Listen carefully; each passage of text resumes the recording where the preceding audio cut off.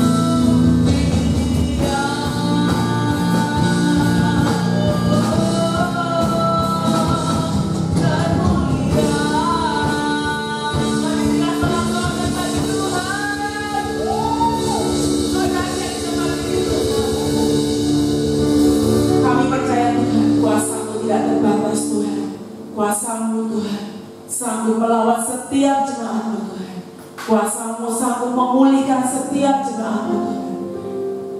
Dan kami tahu Tuhan, firman-Mu Tuhan satu-satunya sumber pengharapan kami Tuhan. Firman-Mu Tuhan yang menjadi pelita Tuhan. Firman-Mu Tuhan yang menjadi terang Tuhan di dalam kami Tuhan, boleh melangkahkan kaki melewati setiap Tuhan keadaan hidup kami Tuhan. Terima kasih Tuhan, terima kasih. Biarlah Tuhan Kau mengurapi setiap kami, mampukan setiap kami Tuhan. Kalau sebentar kami akan mendengarkan firman-Mu, layaklah seluruh keberkahan hidup kami Tuhan.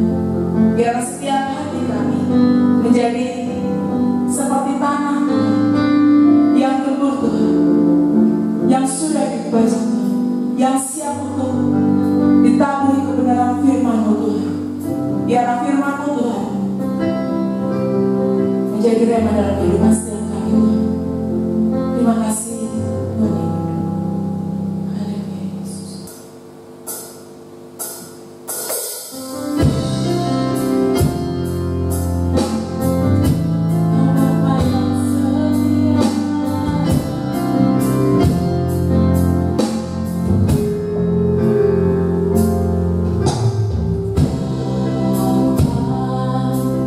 Kau setia.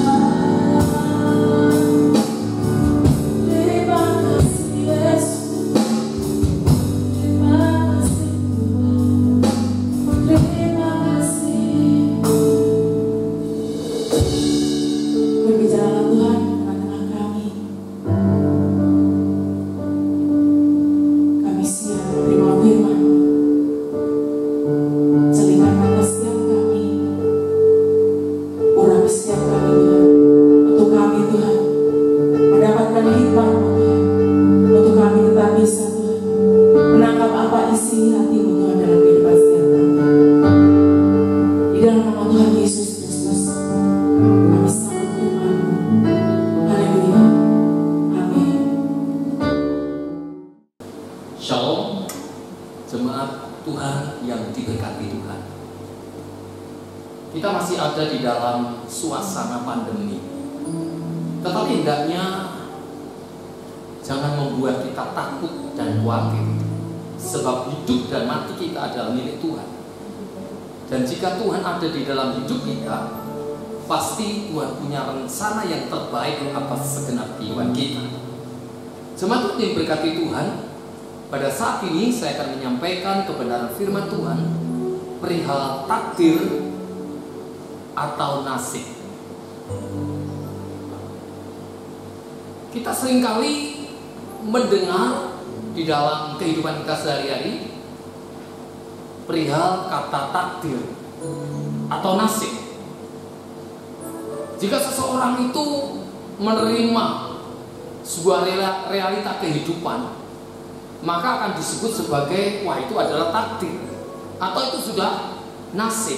Nah, nasib adalah sesuatu yang sudah ditentukan oleh Tuhan atas diri seseorang, atau takdir juga merupakan ketentuan atau ketetapan Allah. Itu menurut Kamus Bahasa Indonesia. Namun apakah takdir itu tidak bisa dirubah? Nasib itu tidak bisa dirubah. Jika kita berbicara tentang takdir atau berbicara tentang nasib, itu sepertinya bisa dalam bentuk permanen, bisa juga dalam bentuk sementara. Jika hidupnya mulai dari lahir sampai mati itu namanya takdir permanen, atau mungkin nasib permanen. Tapi jika takdirnya hanya sementara di dalam dunia, itu adalah bukan sesuatu yang permanen. Nah, sebab itu untuk melihat kebenaran firman Tuhan yang akan memberikan wawasan, yang akan meneguhkan kita supaya kita jangan terpancang oleh takdir dan nasib. Sebab di dalam Tuhan tidak ada namanya takdir. Di dalam Tuhan Yesus tidak ada namanya nasib. Di dalam Tuhan Yesus ada kuasa. Di dalam nama Tuhan Yesus Kristus ada harapan. Dan di dalam Tuhan Yesus Kristus ada mukjizat. Sebab itu kita akan membaca kebenaran firman Tuhan di dalam Injil Markus pasal yang ke-10 ayat yang ke-46 sampai yang ke-52. Tuhan Yesus menyembuhkan Bartimeus. Lalu tibalah Tuhan Yesus dan murid-muridnya di Yeriko. Dan ketika Tuhan Yesus keluar dari Yeriko bersama-sama dengan murid-muridnya dan orang banyak yang berbondong-bondong, ada seorang pengemis yang buta bernama Bartimeus, anak Timeus, duduk di pinggir jalan. Ketika didengarnya bahwa itu adalah Tuhan Yesus orang Nazaret, mulailah Bartimeus berseru, "Tuhan Yesus, anak Daud, kasihanilah aku." Banyak orang menegurnya supaya Bartimeus ini diam. Namun semakin keras Bartimeus berseru, "Anak Daud, kasihanilah aku." Lalu Tuhan Yesus berhenti dan berkata, "Panggillah dia." Mereka memanggil orang buta itu dan berkata kepadanya, "Kuatkan hatimu, berdirilah, ia memanggil engkau." Lalu Bartimeus menanggalkan jubahnya. Bartimeus segera berdiri dan pergi mendapatkan Tuhan Yesus. Tanya Tuhan Yesus kepada Bartimeus, "Apa yang kau kehendaki supaya aku perbuat bagimu?" Jawab orang buta itu, "Rabuni, supaya aku dapat melihat." Lalu kata Tuhan Yesus kepadanya, "Pergilah, imanmu telah menyelamatkan engkau." Pada saat itu juga melihatlah ia. Lalu Bartimeus mengikuti Tuhan Yesus dalam perjalanannya. Nah, Bapak Ibu yang diberkati Tuhan, jika kita memperhatikan ayat demi ayat perihal seorang yang menderita buta yang bernama Bartimius. Bartimius buta dari sejak lahir. Dengan kata lain, jika buta sejak lahir, tak seorang dokter hebat pun, dokter yang ahli pun, seorang pakar pun tidak sanggup menolong Bartimius karena dari lahir. Dari lahir. Nah, kita ingat di dalam 1 Samuel pasal 1 ayat yang kelima, di situ Tuhan menutup kandungan Hana. Nah, jika Tuhan sudah menutup, maka tak seorang pun yang bisa membukanya. Jika Tuhan membuka, maka tak seorang pun yang bisa menutupnya. Tetapi kalau Bapak Ibu memperhatikan di dalam ayat yang ke-27, di situ dikatakan bahwa Hana mendapatkan seorang anak itu karena berdoa, karena beriman. Jadi kalau kita kaitkan dengan takdir dan nasib, di dalam kekristenan tidak ada takdir, tidak ada nasib. Di mana Allah turut bekerja untuk mendatangkan kebaikan buat kita. Allah mempunyai rancangan yang terbaik bagi kita, rancangan damai sejahtera, bukan rancangan kecelakaan. Namun jika kita diizinkan mengalami menderita, diizinkan menghadapi berbagai macam persoalan masalah, karena di situ Allah turut bekerja, Allah punya rencana yang terbaik bagi kita. Nah, kita kembali kepada Bartimius ini. Bartimius sejak lahir dia mengalami kebutaan. Artinya, jika buta sejak lahir, maka itu mungkin dikatakan orang dunia mengatakan itu takdir atau itu sudah nasib yang harus dihadapi oleh seorang yang bernama Bartimius. Artinya apa? Artinya adalah sudah tidak dapat disembuhkan karena dari lahir. Sekalipun pergi kepada seorang dokter yang hebat, dokter spesialis, dokter yang mungkin pakar dan segala pakar, tidak akan mampu menyembuhkan karena dari sejak lahirnya. Nah, yang menjadi pertanyaan buat kita, apakah takdir dan nasib itu tidak bisa dirubah? Sebagaimana tadi yang sudah saya sampaikan bahwa Allah turut bekerja, Tuhan punya rencana yang terbaik. Bahwa di dalam kekristenan namanya takdir dan nasib itu tidak ada, karena Tuhan turut bekerja di dalamnya. Bapak Ibu yang diberkati Tuhan, jangan pernah kita berkata takdir, jangan pernah berkata itu nasib yang sedang kita hadapi. Ingat, Tuhan turut bekerja di dalam kehidupan kita. Di dalam Yesus ada kuasa, di dalam Yesus ada mukjizat, di dalam Yesus ada harapan. Sekalipun buta dari sejak lahirnya, Tuhan Yesus katakan apa? Apa yang kau kehendaki daripadaku, kata Tuhan Yesus. Dia hanya minta kesembuhan. Lalu dikatakan apa? Imanmu telah menyembuhkan, imanmu telah menolong. Hanya dengan iman, hanya dengan percaya, mujizat Tuhan terjadi. Sebab itu, sekalipun buta dari lahir, jika ada di dalam tangan Tuhan, tidak ada satu perkara yang sukar, tidak ada satu perkara yang mustahil.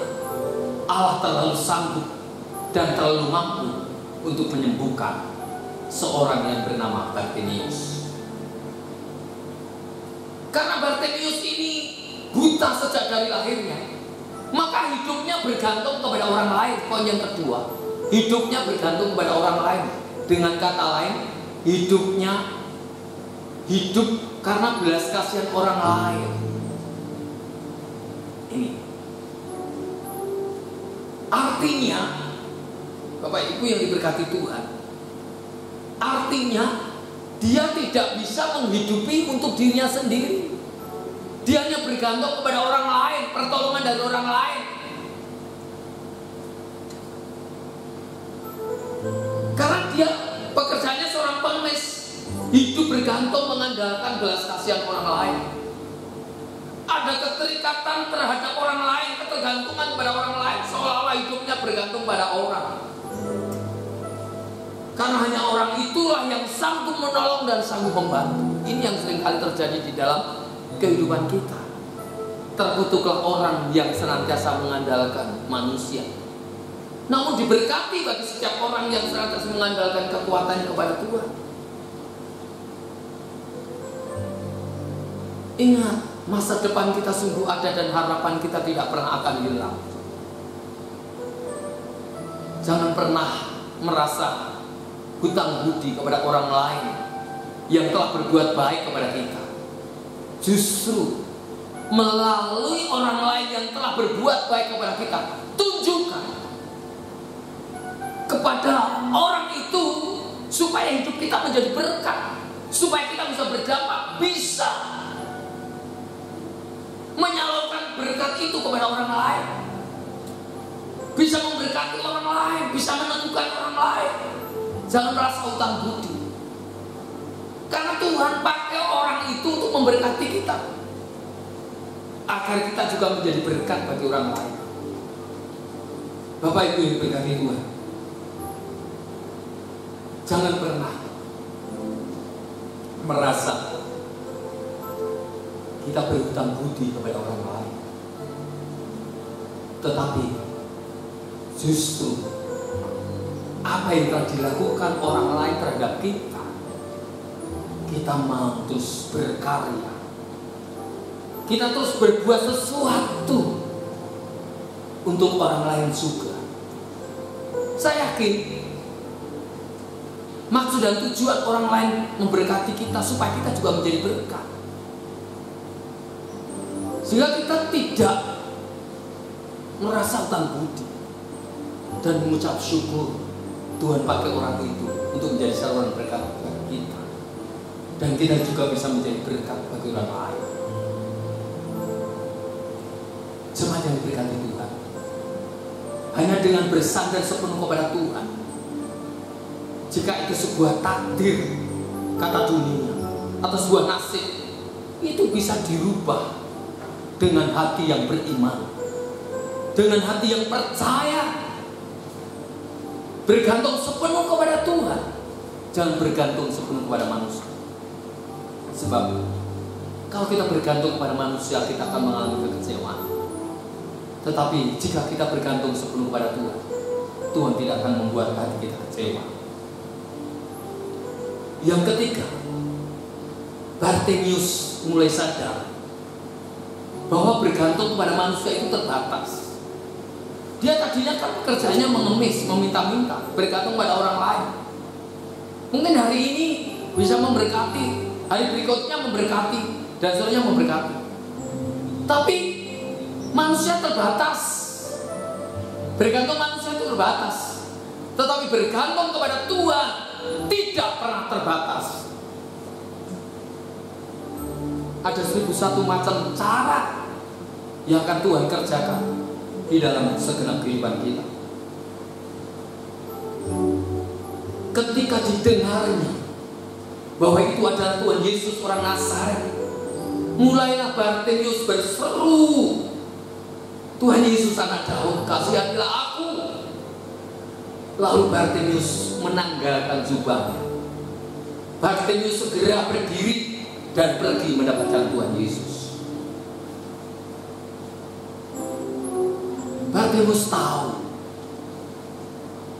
bahwa datang kepada Tuhan Yesus, datang kepada alamat yang tepat. Sebab di dalam Tuhan Yesus ada mujizat, di dalam Tuhan Yesus ada kuasa, di dalam Yesus ada pertolongan, di dalam Yesus ada 1001 macam cara yang akan Tuhan kerjakan bagi kehidupan kita. Mungkin saat ini kita mengalami berbagai macam persoalan masalah, yang sedang kita hadapi. Jangan berkecil hati, jangan kecewa. Datang kepada Tuhan Yesus, datang kepada alamat yang tepat. Di situ tempat untuk mencurahkan seluruh pergumulan kita kepada Tuhan. Tuhan Yesus tahu semua pergumulan di dalam setiap kehidupan kita. Orang yang bergantung kepada Tuhan, hidupnya tidak akan ada beban dan tidak akan merasa berhutang budi. Hidupnya bebas dan tidak terikat oleh orang lain. Bahkan ketika ada orang lain berbuat baik kepada kita, kita tidak merasa sungkan, karena orang itu dipakai Tuhan untuk memberkati kita. Namun acap kali kita merasa sungkan ketika ada orang yang telah berbuat baik kepada kita. Kita merasa, aduh, nggak enak kalau kita menolak, nggak enak kalau kita tidak mau, nggak enak kalau kita mungkin tidak bisa membantu, tidak bisa menolong. Saudara, kita ini ditempatkan oleh Tuhan menjadi Kristen Raja Wali. Kita bukan Kristen ayam. Kristen Raja Wali di mana Tuhan akan membawa kita naik ke atas, terbang tinggi, mengatasi badai, onak dan duri. Sementara Kristen ayam itu hanya di bawah. Ayam nggak bisa terbang, tetapi Raja Wali bisa terbang tinggi.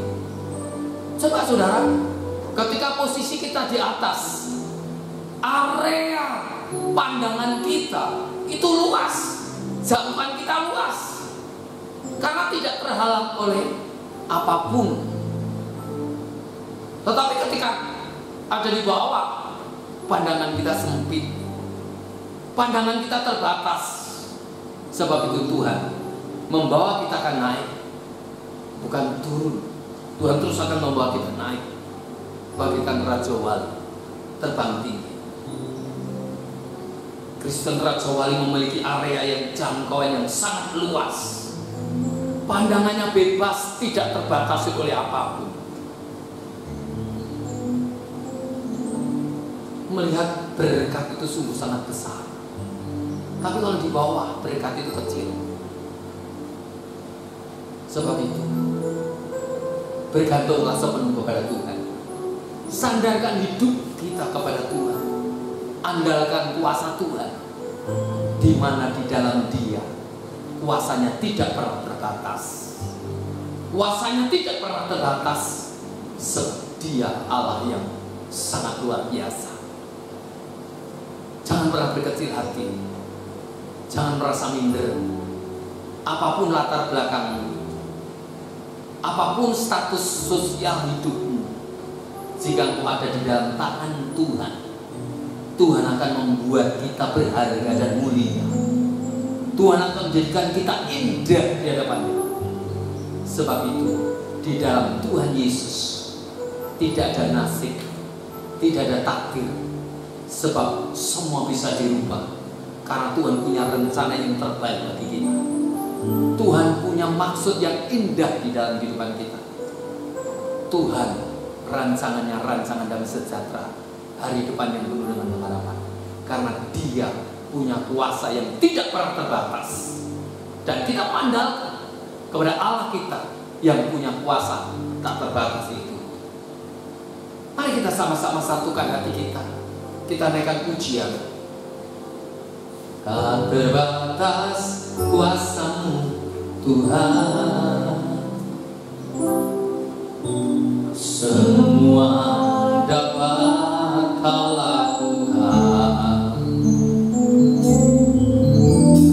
Apa yang kelihatan mustahil bagiku, itu sangat mungkin bagimu. Tak terbatas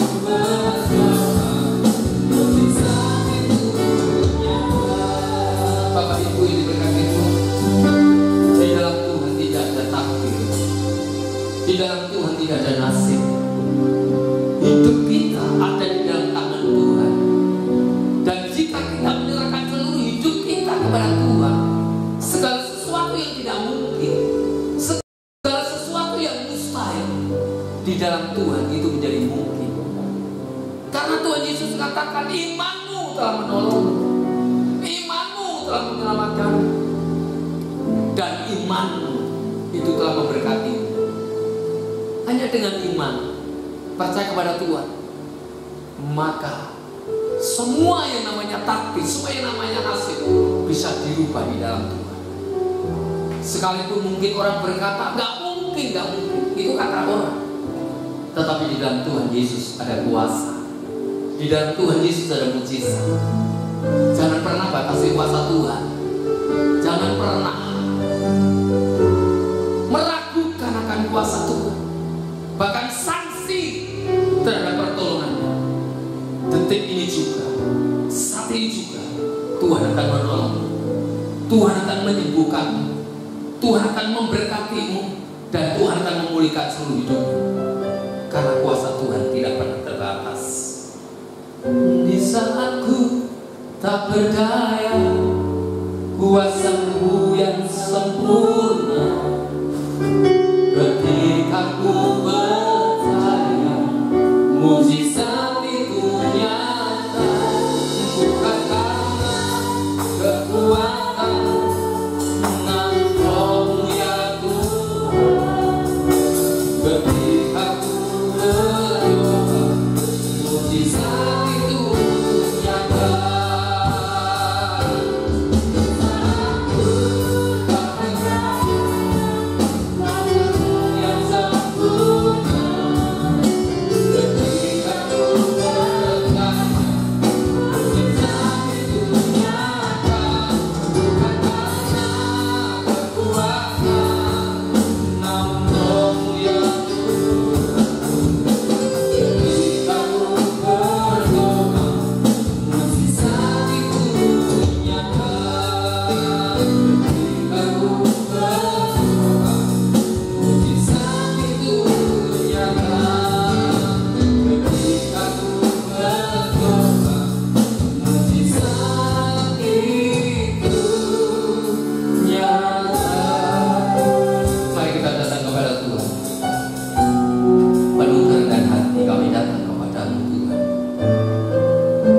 Mungkin di waktu-waktu yang lalu kami selalu berkata yang negatif.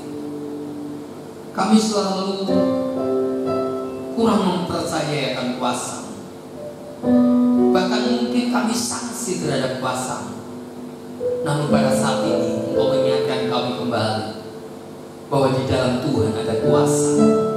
Di dalam Tuhan Yesus ada mujizat. Di dalam Tuhan Yesus ada pertolongan. Sekalipun itu sesuatu yang mustahil, sesuatu yang tidak mungkin, di dalam Engkau segala sesuatu mungkin. Bahkan iman kami yang telah menolong kami, iman kami yang telah menyembuhkan kami. Kami percaya Tuhan berkati seluruh jemaat-Mu. Tuhan terus menolong mereka agar mereka tetap hidup di dalam anugerah dan kuasa Tuhan. Terima kasih Tuhan Yesus. Terima kasih. Kami juga menyerahkan bagi saudara-saudara kami di mana pada bulan Februari mereka berulang tahun. Kiranya Tuhan menolong, Tuhan memberkati mereka agar hidup mereka semakin indah, semakin berkenan di hadapan Tuhan. Ebenezer sampai di sini pertolongan Tuhan. Jika Tuhan sudah menolong dan memberkati di waktu-waktu yang lalu, maka masa depannya juga diberkati Tuhan. Hidup di dalam kasih karunia Tuhan, ada di dalam pertolongan Tuhan, sehingga hidup mereka semakin indah. Saudara-saudara kami yang sakit juga Tuhan tolong, Tuhan berkati mereka. Jamah dengan kuasa darah-Mu, karena di dalam Engkau ada mujizat, di dalam Engkau ada pertolongan. Terima kasih Tuhan. Jika sebentar kami akan mundur dari hadapan-Mu, kiranya Tuhan memberkati kami. Jemaat yang diberkati Tuhan, arahkan mata iman-Mu, angkat kedua tangan-Mu. Karena ketika Engkau mengangkat kedua tangan-Mu, berarti Engkau sedang menyerahkan seluruh hidupmu kepada Tuhan. Jika kita mengangkat tangan, maka Tuhan akan turun tangan. Namun jika kita turun tangan, maka Tuhan akan angkat tangan. Sebab itu, ketika kita mengangkat tangan, Tuhan akan mencurahkan berkat-Nya buat kita. Cuma yang diberkati Tuhan, jangan pernah ragu, jangan pernah bimbang. Percayakan seluruh hidupmu kepada Tuhan. Sebab pertolongan, sebab semua berkat dan hidup kita datangnya dari Tuhan. Sebab itu, terimalah berkat anugerah sukacita kasih sayang dan sejahtera, berkat yang sempurna, berkat yang datangnya dari Allah Bapa, Anak, Putra, Roh Kudus. Demi nama Tuhan Yesus Kristus, kami mohon Tuhan.